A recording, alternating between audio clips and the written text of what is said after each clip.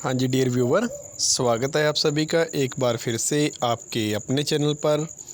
मैं Narendra Kumar, faculty of wisdom academy आर्नो से। आज मैं आपके लिए टॉपिक लेके आया हूँ function of political parties. Last time हमने वीडियो के फर्स्ट पार्ट में पॉलिटिकल पार्टीज़ की डेफिनेशन और उनकी जो फीचर्स होती है पॉलिटिकल पार्टीज़ की, उनके बारे में हमने डिस्कशन किया था। वीडियो के सेकंड पार्ट में आज का topic functions of political parties, राजनीतिक दलों की जो कार्य हैं उनके बारे में हम इस वीडियो के अंदर चर्चा करेंगे। तो सबसे पहले जो भी पॉलिटिकल पार्टीज़ भारत के अंदर है या किसी भी कंट्रीज़ के अंदर होती हैं, तो उनका सबसे मेन काम होता है formations of policies. Formations of policies का मतलब हिंदी में हम इसे लिखेंगे नीतियों का निर्माण करना। अब कोई भी राजनीतिक दल है जहाँ पर डेमोक्रेसी होगी, वहाँ पर लोगों की जो राय होगी या उनकी जो डिमांड्स होगी उनको पूरा करने के लिए हर एक पार्टी है जो वो पॉलिसीज़ तैयार करती है। अब जो ये पॉलिसीज़ होती हैं आपकी, वो आपकी टैक्स से रिलेटेड भी हो सकती है।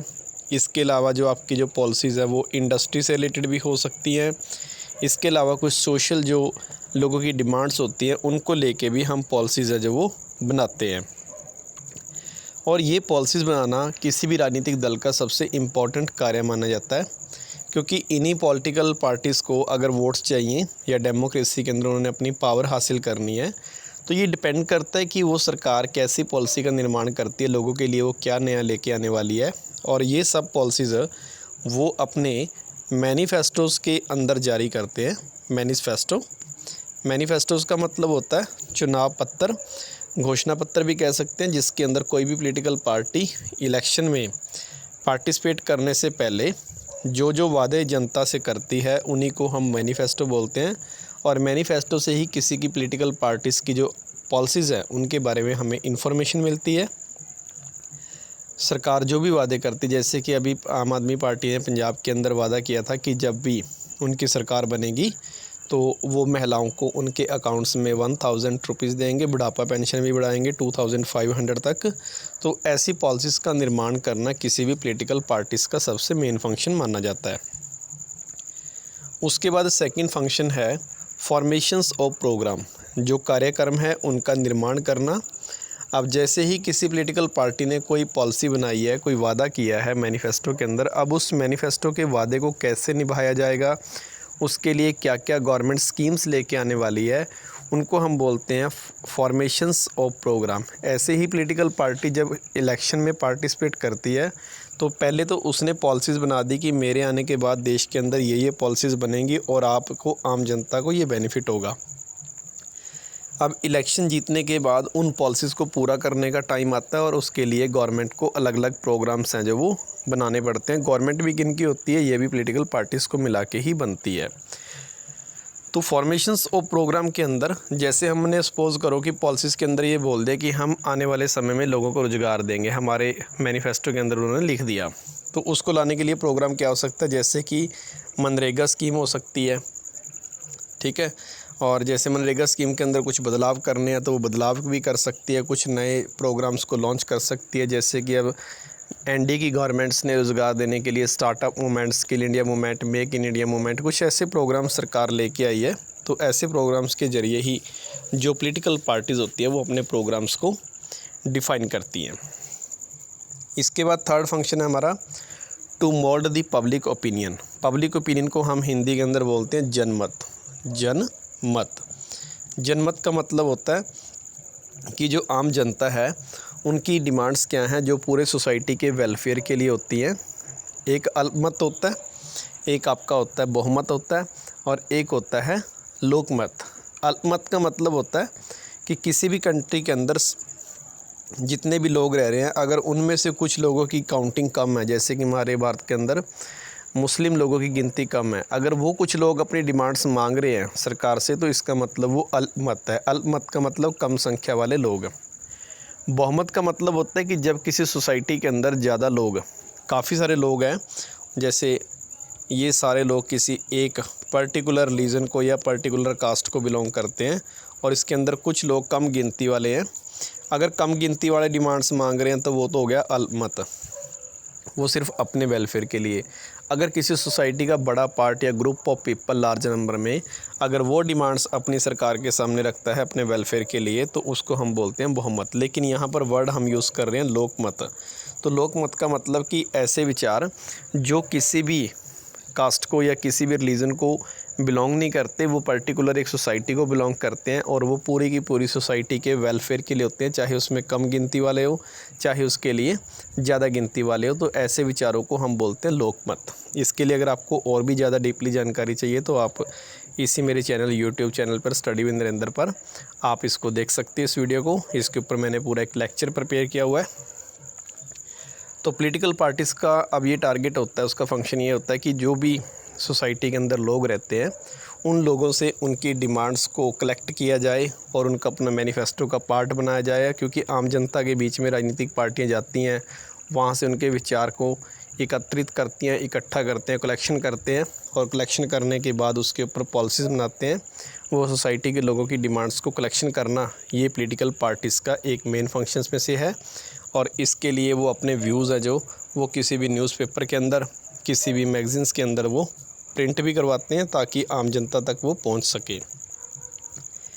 इसके बाद फोर्थ पार्ट आता है हमारा to contest the election. Political parties का अब एक नेक्स्ट फंक्शन हमारे पास ये है कि भारत के अंदर इलेक्शन लड़ना पॉलिटिकल पार्टीज़ का सबसे मेन फंक्शन होता है। क्योंकि कोई भी party, political party social welfare के साथ साथ इसलिए सत्ता में आना चाहती है ताकि वो पावर हासिल कर सके। और पावर हासिल करने के लिए जितने भी डेमोक्रेटिक कंट्रीज़ हैं तो वहाँ पर इलेक्शंस होना ज़रूरी है। जब तक इलेक्शंस नहीं होंगे तो डेमोक्रेसी को हम एस्टेब्लिश नहीं कर सकते। डेमोक्रेसी के अंदर इलेक्शन के ज़रिए ही पॉलिटिकल पार्टीज़ हैं जो वो सत्ता में आती हैं और फिर लोगों के वेलफेयर्स के लिए वो स्कीम्स है जो उनको फॉर्मुलेट करते हैं, पॉलिसीज़ बनाते हैं, प्रोग्राम्स बनाते हैं।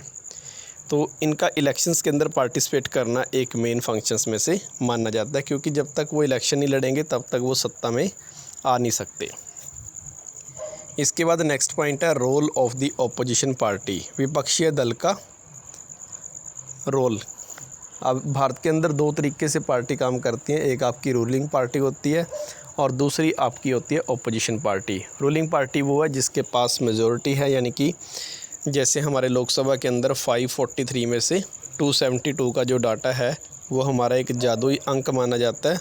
जिस पार्टी को 272 सीट्स मिल जाती हैं लोकसभा के अंदर, उस पार्टी को हम बोलते हैं रूलिंग पार्टी। और जो पार्टी हार जाती है उसको हम बोलते हैं ऑपोजिशन पार्टी। लेकिन ऑपोजिशन पार्टी भी पॉलिटिकल पार्टी जो राजनीतिक दलों में से ही बनती हैं। और ऑपोजिशन पार्टी भारत के अंदर या किसी भी दूसरी कंट्रीज़ के अंदर एक बड़ा ही इम्पॉर्टेंट रोल प्ले करते हैं। क्योंकि जो ऑपोजिशन पार्टी होती है वो हमेशा ही रूलिंग पार्टी को डिक्टेटर बनने से रोकती है, यानी कि वो तानाशाह ना बन सके।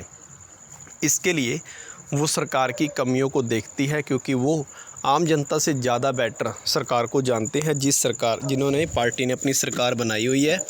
और उसके लिए ओपोजिशन पार्टी है जो वो एक बड़ा इंपॉर्टेंट रोल प्ले करती है, सरकार का क्रिटिसिज्म करती है, उसकी पॉलिसीज़ को जनता तक पहुंचाती है। तो ये फंक्शन होते हैं पॉलिटिकल पार्टी के in the form of opposition party. Ruling party तो फंक्शन करेगी, उसके साथ साथ जो हारी हुई पार्टी है, ऑपोजिशन पार्टी है, वो भी अपना एक इम्पॉर्टेंट रोल है जो वो प्ले करती है।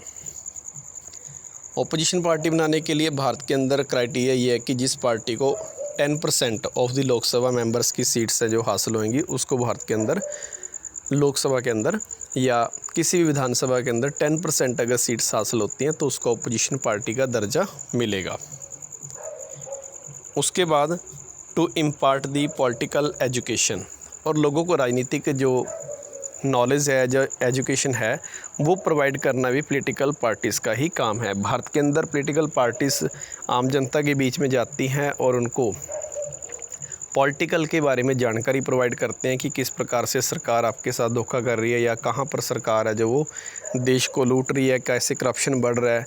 तो ये सारी जो इन्फॉर्मेशंस है आम जनता तक जो पहुँचती हैं पॉलिटिकल एजुकेशन के ज़रिए, ये राजनीतिक पार्टियाँ ही पहुँचाती हैं। किसी भी देश के अंदर जो आम जनता है, जितनी ज़्यादा पॉलिटिकल पार्टीज़ होगी वहाँ के लोगों को पॉलिटिक्स की जानकारी उतनी ही ज़्यादा होगी। भारत के अंदर हर एक व्यक्ति पॉलिटिक्स से क्यों परिचित है, तो उसका मेनली कारण ये है कि भारत के अंदर सबसे ज़्यादा पॉलिटिकल पार्टीज़ हैं। चाइना के लोग हैं जो इनको अभी इतनी पॉलिटिक्स के बारे में आम जनता को कम जानकारी है, क्योंकि वहाँ पर आपको पता है कि ये एक सिंगल पार्टी ही एग्जिस्ट करती है। लेकिन भारत के अंदर बहुत सारी पॉलिटिकल पार्टीज़ है, 1500 के आसपास पार्टीज़ जो भारत के अंदर एग्जिस्ट करती है। उसमें से बहुत सारी पार्टी ऐसी भी है जिन्होंने अभी अपना इलेक्शन कमीशन के बाद रजिस्ट्रेशन भी नहीं करवाया, लेकिन उसके बावजूद भी इतनी पार्टीज़ है कि भारत के लोगों को पॉलिटिक्स के बारे में बहुत अच्छी जानकारी भी है। उसके बाद to form the government, next function है कि पॉलिटिकल पार्टीज़ है वो सरकार बनाने का काम भी करते हैं, क्योंकि सरकार तभी बनेगी जब डेमोक्रेसी होगी, और डेमोक्रेसी तभी होती है जब उसके अंदर पॉलिटिकल पार्टीज़ एग्जिस्ट करती हैं। तो ये ज़रूरी नहीं है कि सिर्फ एक ही पार्टी सरकार बनाए, कई बार 2 या 2 से ज़्यादा पार्टीज़ मिलके भी सरकार बना सकते हैं, जिसको हम अलायंस गवर्नमेंट बोलते हैं। कोलिशन गवर्नमेंट अलायंस इलेक्शन से पहले ही हो जाता है, जबकि कोलिशन है वो इलेक्शन हेल्ड होने के बाद होता है। तो सरकार बनाना भी पॉलिटिकल पार्टीज़ का ही एक मेन फंक्शन है। बिना सरकार बनाए पॉलिटिकल पार्टीज़ है जो पावर्स को गेन नहीं कर सकते, और वो देश की गवर्नमेंट को रन करना ये पॉलिटिकल पार्टीज़ का ही काम है। नेक्स्ट पॉइंट लास्ट आपका है to form the link between the government and people, और जो आम जनता है और दूसरी तरफ जो गवर्नमेंट है, इनके बीच में लिंक बनाना। लिंक कैसे बनाना, जैसे आम जनता की जो भी डिमांड्स है उसको सरकार तक, असेंबली तक पहुँचाना, लोकसभा के अंदर पहुँचाना, ये काम पॉलिटिकल पार्टीज़ का होता है। और जो सरकार की पॉलिसियां हैं उनको ग्राउंड रूट लेवल पर लेके जाना कि सरकार आपके लिए क्या नई पॉलिसी लेके आई हैं। जैसे हमारे पास पॉलिटिकल पार्टीज़ के अंदर सबसे बड़ी पोस्ट पीएम होती है, उसके बाद उनके कार्यकर्ता आगे के आगे ग्राउंड लेवल तक, नीचे तक काम करते हैं, और वो जो सरकार पॉलिसीज़ लेके आए हैं उनका प्रोपेगेंडा, उनका प्रचार है जो वो जनता तक पहुँचता है। तो ये सारा काम पॉलिटिकल पार्टीज़ का ही होता है। तो ये था आज का आपका टॉपिक, पॉलिटिकल पार्टीज़ के फंक्शन। ये आपको 10th क्लास के लिए, +2 और +1 तीनों क्लासों के लिए इम्पॉर्टेंट टॉपिक है। और ज़्यादा इन्फॉर्मेशंस के लिए आप चैनल से जुड़े रहें और चैनल को सब्सक्राइब करें ताकि आपको, और बेल आइकन दबाना ना भूलें ताकि आपको टाइम टू टाइम इन्फॉर्मेशन मिल सके। Thanks for watching.